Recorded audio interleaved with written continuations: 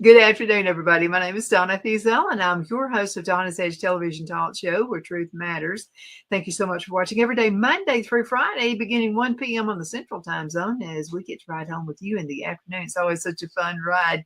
You know something, you can find us on television. We are syndicated on Abundance Television, found on Roku, Apple TV, and Amazon Fire. Don't forget the podcast on thenewscasters.com. You can find us on the radio, Country Giant, right here in South Carolina, WZLA, 92.9 FM on the dial. And we're working on something also for North Carolina. I'll let you know about that as soon as it materializes. But again, thank you so much for watching. All the social media sites, keep going there as well. AP Steadham is with us right now.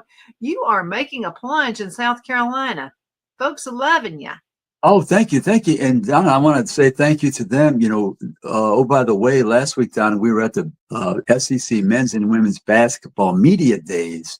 Mm-hmm. And every year when I cover that event and I put up the videos of the South Carolina women in particular, thousands of people follow that women's basketball team. They review my videos. So I thank them very much. So they can check that out on APS. We see it on the YouTube channel. And we did a couple interviews with the number of players that were on site. They don't let us videotape the head coach at the podium, but I have pictures on my Facebook of John Still and all the coaches that attended. I think I got almost all of them, and as many players as we could interview Donna. And they gave us, Donna, let's say they had 3 players, we had 10 minutes. So sometimes I couldn't get to everybody because we only had the 10 minutes and there's other people involved. So I was hustling from podium to podium to try to get as many as I could. I think it ended up being 77 interviews, I believe, in 2 days. Oh, wow, that's a lot of interviews. Yeah, so it was a lot of, I had my track shoes on. I bet you did. So what are you seeing out of the interviews? Yeah, Donna, in this day and age, with all the transfer portal and the NIL, every team, Don, there's one team on the women's side, I believe, they have 12 new players. Oh, wow. You can only give 15 scholarships, and they have 12 new players. Transfers, freshmen, all types of people coming on board for a team. Many teams, 6, 7, 8 new players. So even the coaches, Donna, they can't figure out if they have a good team yet. Because in basketball, you need that chemistry where you're going to share the basketball and pass to a player. I mean, you have to gain confidence. If, let's say, you're coming down in a fast break, 3-on-2, am I going to pass to the right or am I going to pass to the left? Who do I trust the most?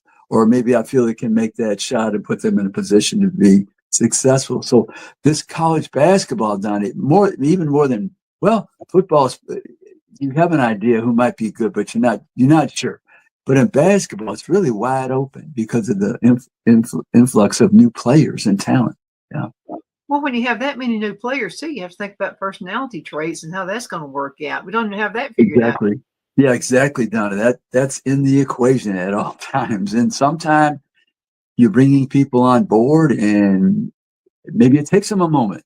To jive with the other players. So it's always fun. The basketball, they have the non-conference games to start the season, and I'll be attending a big tournament in Las Vegas involving SEC teams, Alabama, Auburn, Tennessee, and I'm trying to think if there's another one there as well. But they play in Las Vegas the week of Thanksgiving. Mm-hmm. And it's a called Players Era tournament where the winning team receives a certain amount of money to distribute to the players. So it's kind of a new idea. And it's in the lines of the idea that Auburn set up that game in Atlanta with Baylor in football, where you're going to receive some money, extra money, the players to play to compete in that game, neutral site game in Atlanta. Yeah. So basketball did it before football, but football saw that you can make some extra money on a neutral site. So this Auburn Baylor matchup in Atlanta in the future is, I think, the first one that I know of involving football. Mm-hmm. Absolutely. Let's talk football last week. What's your thoughts on it? Yeah, Don, one of the big game, well, a couple of big games was the Georgia hosted Ole Miss, and Ole Miss gave them a great battle, ended up losing by just over a touchdown or so, but it was a big offensive shootout. Gunnar Stockton of Georgia, he's the quarterback. Now, he's very good in these big games, quote unquote, big games. And he led his team to the victory, and Ole Miss and Lane Kiffin, they always have very good offense. But just defensively, you need a few more stops. Need a few more stops, Donnie. Weren't able to get that. So Georgia stays on top. And I keep telling people, Donnie, that Georgia, to me, is the team to be in the SEC, even though they lost to Alabama at home. Georgia's team, they know how to win in various styles, running, throwing, high-scoring games, low-scoring games. I think they're very difficult to beat. And the other big ball game was the usual third Saturday in October. Tennessee traveled to Tuscaloosa, Alabama, and Alabama was able to come away with a big victory, 37-20. Xavier Brown had the 100-yard touchdown interception return. Tennessee was on the verge of scoring, and Joey Aguilar threw a ball to the right side, a short pass. Xavier Brown intercepted and ran 100 yards for a touchdown. So that was a difference maker for them. But Alabama, Donna, is a team with Ty Simpson leading them, the quarterback. He is playing so well that his name is cropped up with possibly some national awards, individual awards. And Alabama as a team is very difficult to beat because their offense is humming right now. And defensively, they're just strong enough.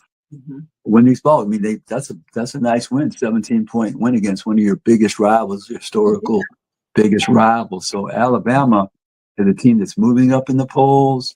Georgia's still high in the polls. We had Florida win the ball game, Donna, which is kind of unusual. Florida wins the ball game against Mississippi State. They relieved their coach, Billy Napier, of his position. So Florida's looking for a new coach.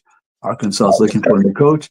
Then we had the Vanderbilt game, Donna, playing LSU. Vanderbilt was the favorite against LSU in Nashville, and they won that ball game. Diego Pavia, he's another Heisman or National Award prospect. So Vanderbilt, Donna, what a story in the last couple of years. That is, I think, just reflecting for a minute here, I don't know if there's a better story than Vanderbilt in the last 2 years. I don't know. Well, then there's Alabama. They started out at the bottom. Alabama, lost to Florida State. Now, Florida State is a 4-loss team, I believe, so that's on Alabama's resume. But I think at this point, any of the selection committee, they're going to just, let's say, give that minimal weight that they lost to Florida State, because Alabama right now, they're winning and they're beating ranked teams on the road, at home. So Alabama is a team, I think, that most people would not want to play in the playoffs. Well, then what about a game between, say, Alabama and Vanderbilt? Those two are climbing. It's almost like they're the hungry young kid who wants to make it. Yeah, well, they, Alabama, they were brutally attacked by people because they lost that first game. And I kept telling people, look, it's the first week. Coaches can be better. Players can get better. Changes can be made.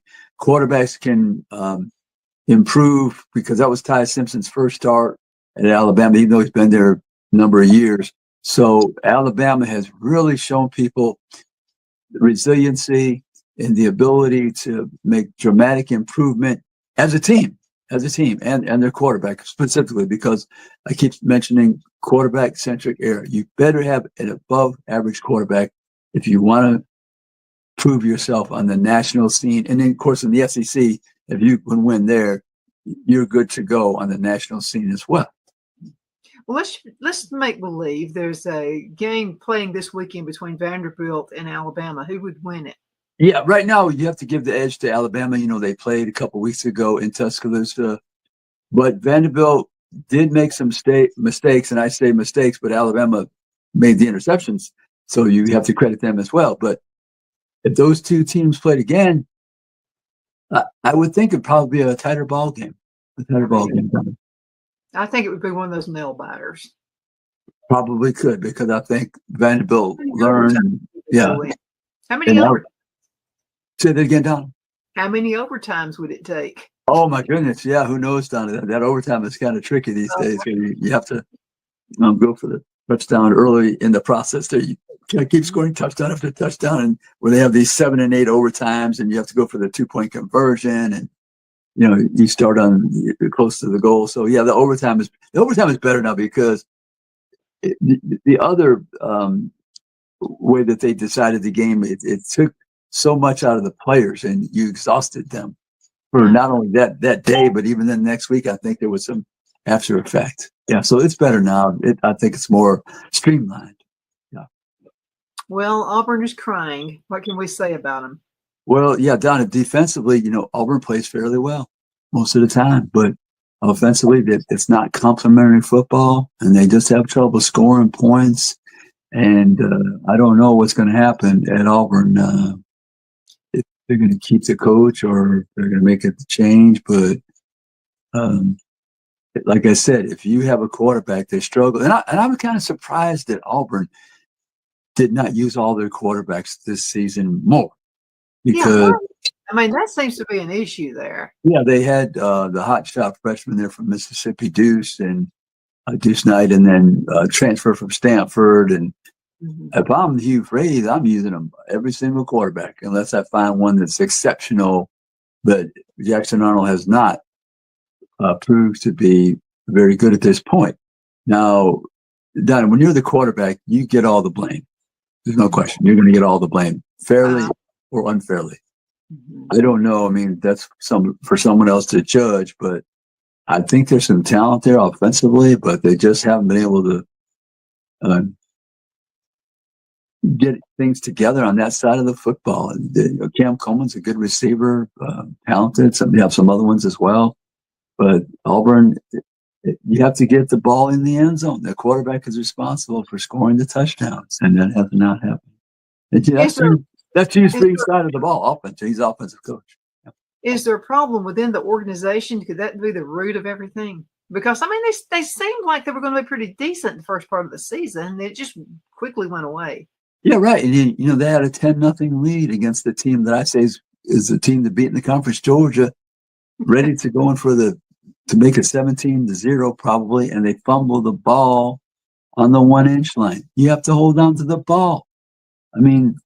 That counts. You're responsible for holding it, being secure with the ball. And they fumbled, the quarterback fumbled on the sneak down at the goal line. And then on top of that, the defense let the team drive the field and score before the halftime to get Georgia back into the ball game. And Georgia ended up winning, scoring 20 points total. They had 0 when that happened at that moment. Auburn didn't score the second half. When you're paying people millions of dollars to be a coordinator or the head coach, and you have a half with 0 points, that's a total failure on that side of the ball. Total failure. It almost feels like it's self-inflicted for some reason. Exactly. That's a self-inflicted wound. So I don't know what's going to happen. Auburn's got a tough schedule remaining, of course. They have to host Alabama in the Iron Bowl at the end of the year. So I don't know what's going to happen with Auburn. At some point, Donna, the team, I don't know if you could see it, but you lose a little bit of hope. With the team. So, but they still got games to be played, and they have to show up. But with that said, it feels as if the hope is gone. With that said, would they keep the coach throughout the season or let him go now? Yeah, some of these programs, Donna, what happens is, for instance, in the case of Florida, he won the game. Billy Napier won the game. Mm-hmm. And what happens is the board of trustees, the athletic director, the president, they want to relieve the coach of his duties mid-season because they don't want to give him a chance to rejuvenate and win 3 or 4 games at the end. Well, who could take his place? Oh, yeah, Donna, it just depends if Florida wants to reach out to an established head coach and pay a buyout, let's say, of a winning coach, or they want to search the countryside. There's 130 plus FBS teams. There are some very good assistant coaches. There are coordinators, but it's up to the athletic director to have that knowledge. I mean, I wouldn't know all those coaches. That's 130 times, let's say 10. I'm using that. Now, what is that? Is that 13,000 or no? My math is that 1,300, I guess. Is it 1,300? I can't do the math, but whatever it is, that's a lot of people that you have to, you should have a catalog of coaches, not only at the FBS level, but also the FCS level, one level below. You, as the athletic director, you should have that readily available, because you know that at some point you might have to make a change in the coaching staff. So, but that's a decision, Donna. It's really based on your philosophy. Do you believe in giving someone a chance who's never been a head coach but is a top coordinator? And I don't mean young either. I'm not saying young either. I'm just saying, like, for instance, Kurt Signetti, he left Alabama. He was a wide receivers coach, 2010 or 11, whenever the year was exactly. Went to a Division II school, ended up at James Madison. He coached at Elon, I think, and now here he is. Donna, at 64 years old, he signed a contract, $93 million for 8 years. He took a chance on himself. He didn't stay at the top level program. He said, I want to be a head coach. I'm not getting any offers. I'm going to create one on my own by starting at a lower level, couple levels lower, actually, working my way up. And look what happened. Kurt Signetti, he could have went anywhere, Donna. He signed that contract with Indiana for $93 million. Look at all the programs that need head coaches now: Arkansas, Florida, Penn State, UCLA. So here's somebody who built his resume where it was superior, and now people were coming after him. But he chose to stay with Indiana, the program that he built on the FBS level. But athletic directors, if they're creative, they have some courage, you can find people that are, as you said, hungry and talented. But Donna, that takes going beyond the norm, because people want to have a big name. They want to have a press conference where, I know him. He's coached at this program, was very successful. But Donna, look at some of the coaches that have been hired. Jimbo Fisher, $75 million buyout. James Franklin at Penn State, about a $50 million buyout. And I'm not saying that they didn't deserve a chance to coach at those programs because they had tremendous success at their prior schools. But just because you pay somebody a lot of money and they were successful somewhere, it doesn't mean they're going to come to your program and reach the expectations that you have written down. Well, in the real world, when you own a business, you don't do that. They either do the job or they don't do it, and they're out of there if they don't. But when we had our Nextel stores, I always had somebody that I was thinking of hiring just in case. I mean, you could have a top performer who has an automobile accident and gets killed on the road. I mean, a million things can happen. Not that you dwell on bad things, but you're always looking ahead. What if? What if you had a replacement? And that's a healthy way to look at it. Yeah, and I think, Donna, when you hire these big names, like I said, I believe I said this before, I can't believe that the university attorneys are meeting with the president saying, if this does not succeed, we're going to pay somebody $50 million. I can't believe they say that with a straight face. Sign on the dotted line. Let's hurry and sign on the dotted line before we lose him.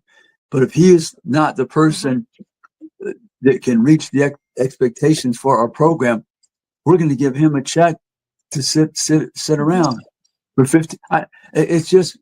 It's preposterous to me, and I just can't imagine that the university attorneys are sitting around telling the president, "Oh, this is a great deal for us." Mm-hmm. But they do. I have to go into a commercial break. Look what time it is. We've only got 10 minutes left in the segment. Let's go to a commercial break. We're going to be right back. Queen City Used Car Sales has been serving drivers in the Northeast Alabama area for years with a quality selection of late model used cars, SUVs, and pickup trucks.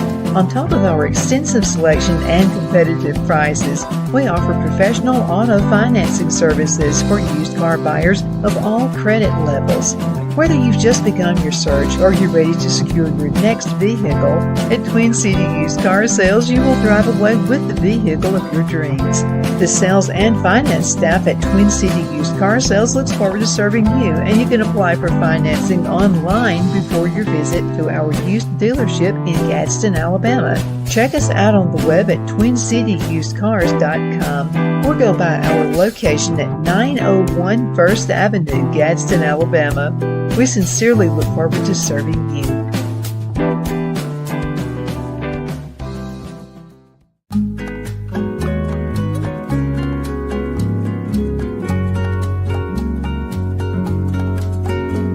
At Lamone's Mexican Restaurant, located in Henniger, Alabama, and voted Best Mexican Restaurant of the Cobb County, Alabama 2020, we're here to serve you with authentic Mexican cuisine. Order easily online by going to lamonsmex.com or call 256-657-3999 to place your order. We're open Sunday through Thursday, 11 a.m. to 9 p.m., and Friday and Saturday, 11 a.m. to 10 p.m. Whether you're celebrating a cozy date night for two or a celebration for a crowd, at Lamone's you'll love our atmosphere and friendly servers. Thank you for dining with Lamone's Mexican Restaurant.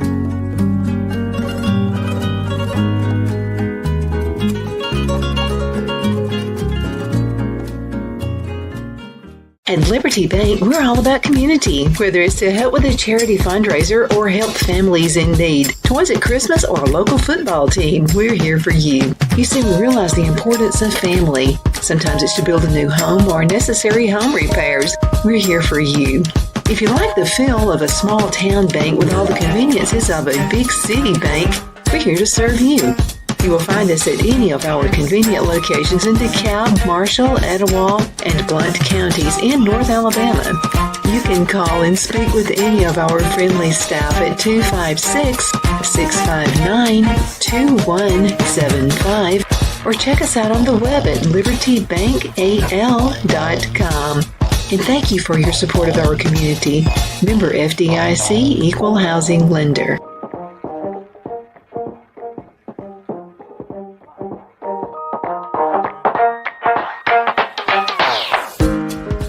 Because of your overwhelming support, our 1488 MyPillow has been one of the biggest sales in MyPillow history. I couldn't think of a better way to say thank you than to extend our wholesale pricing through Christmas. Get a classic standard MyPillow for only $14.88. Upgrade to a queen size, just $18.88. King size, only $1 more. Get my body pillows for only $29.88. And ready? Multi-use MyPillows, only $9.88. It's perfect time to stock up for Christmas gifts for everyone on your list. Go to MyPillow.com or call the number on your screen. Use your promo code to take advantage of our wholesale pricing, including my classic standard MyPillows, only $14.88. But that's not all. I'm so confident you're going to love our classic MyPillows that I'm going to extend my 60-day money-back guarantee until March 1st, 2025. Plus, orders over $75 ship absolutely free. The only place I buy my beef is Lone Tree Ranch in Collinsville, Alabama. Their cattle is born and raised on their ranch, grass and grain fed, and you can feel confident when you serve your family and friends because their beef is all natural and no antibiotics or hormones are added. You can buy whole beef or perhaps go in with family or friends and buy half. Their customer service is number one as they take care of the delivery to their local processor and can deliver to your home for a small added fee. They also offer herd replacement heifers. I always call Lone Tree Ranch in Collinsville, Alabama for my beef specialty recipes and cookouts, and you can too. Food shortages are increasing, so buy local by calling 256-523-6462. That's 256-523-6462.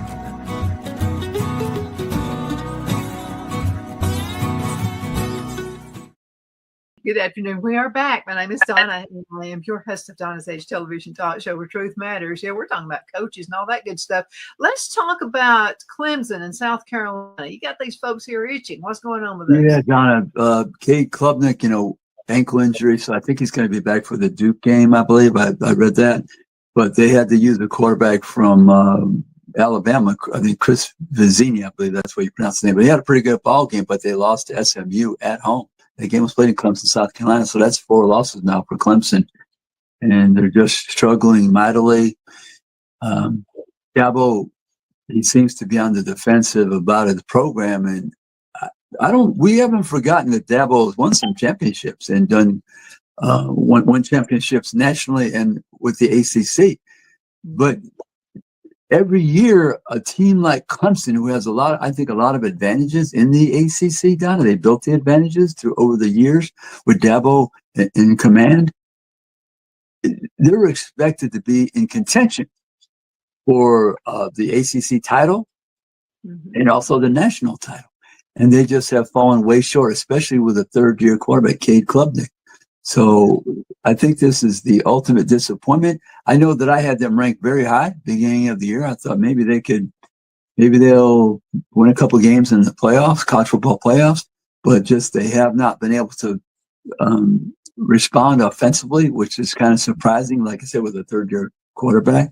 And then South Carolina has Lenore Sellers, and they have trouble scoring points as well. They hosted Oklahoma this week, lost 26-7.